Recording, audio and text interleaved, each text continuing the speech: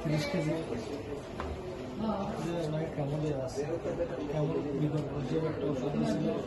কিছুদিন মতো খাওয়াইছে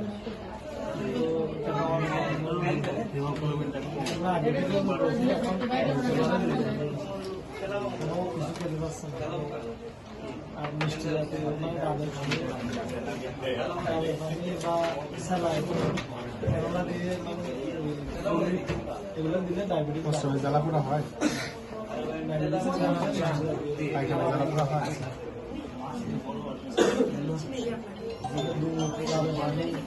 স্যালাইন এগুলো দিতে পারতেছি না ডায়াবেটিসের সমস্যা তো শুধু শুধু পানি একটু আর মুখে একটু